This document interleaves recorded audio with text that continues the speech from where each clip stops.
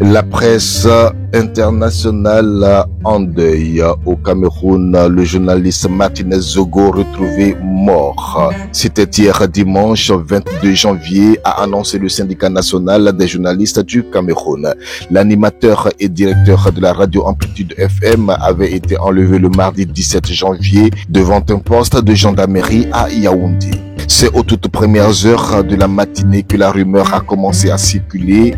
Elle annonçait ici et là que le corps sans vie de Martinez Zogo avait été retrouvé dans la petite bourgade d'Ebogo, près de Yaoundé. Et pour achever de convaincre les sceptiques, une série de photos d'une dépouille abandonnée dans une sorte de clairière ont commencé à être partagées de téléphone en téléphone dans les réseaux sociaux. Était-ce bien le corps de Martinez? Osaient encore s'interroger quelques-uns, surtout en l'absence de toute communication officielle. Mais au fil de la journée, ce qui restait de doute a été levé. Diverses sources, dont notamment policières et familiales, ont confirmé l'effroyable fatalité. Le journaliste porté disparu depuis mardi soir avait bien été tué.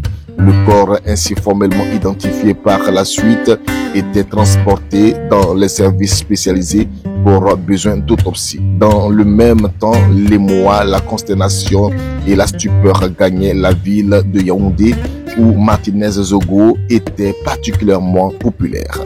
Directeur de la radio Amplitude FM, Martinez y animait tous les jours une émission à forte audience du nom d'Embouteillage. Une émission dans laquelle il dénonçait la conduite des affaires de la cité. Selon le syndicat national des journalistes du Cameroun, la dépouille de Martinez a été mutilée et dans un état de putréfaction avancé. Dans un communiqué, le syndicat dénonce un assassinat odieux aux conséquences qui restreint encore plus la liberté et la sécurité au Cameroun. Marion Oban, présidente du syndicat, déplore que les journalistes du pays soient désormais tous vulnérables. Il a été dans un état de putréfaction avancé. Il était complètement nu. Il a été conduit à la morgue après identification des proches. C'est une confirmation.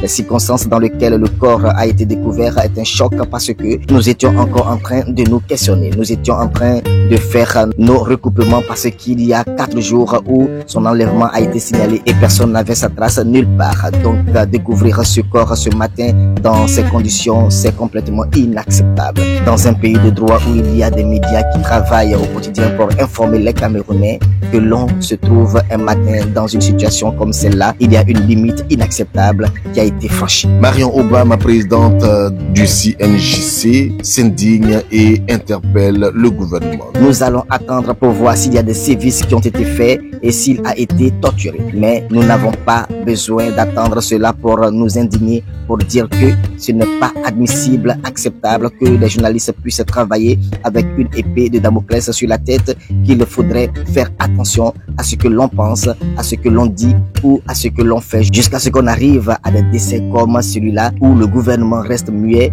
où on n'a pas d'informations pendant 4 jours dans le pays. Ce n'est pas acceptable. Les journalistes sont là pour travailler. C'est un métier. Nous sommes là pour donner la bonne information. Si nous avons un problème, il y a des juridictions compétentes dans le pays. Qu'il y ait des cas de procès et que la justice soit faite. On n'a pas besoin d'ôter la vie à un journaliste pour qu'on puisse affirmer sa suprématie. Donc, sur ce fait-là, c'est inacceptable parce qu'on ne va pas rester muet face à cette ligne de trop qui a été franchie. Nous nous sommes rendus à Ebogo où nous aussi avons fait la découverte macabre de notre confrère, étalé à même le sol en tenue d'Adam et Ève. Et son corps avait gonflé, était enflé.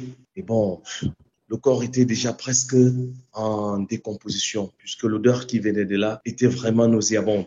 Les sapeurs-pompiers qui étaient sur les lieux sont allés récupérer la dépouille. On l'a enveloppé dans un drap. On a pris son corps, on a mis dans la malle de la pick-up, direction hôpital central de Yaoundé. Il ne nous avait jamais dit qu'il était menacé. Vous savez, Martinez Zogo, il faut le dire, était un garçon qui prenait beaucoup de risques. Parfois, nous-mêmes, on avait froid dans le dos. À tout moment, quand on se rapprochait de lui, on lui disait « Martinez, tu ne trouves pas que ce que tu viens d'énoncer là, ta vie peut être en danger ?» Quand il avait décidé de faire sa chose, Martinez Zogo, il reste droit dans ses bottes. Quand il dit qu'il fait, il fait. Personne ne l'arrêtait. C'était les propos de Charlie Emekuemu, rédacteur en chef de Amplitude FM, média où travaillait Martinez Zogo. Le syndicat national des journalistes du Cameroun appelle les travailleurs des médias à s'habiller en noir mercredi prochain en guise de deuil.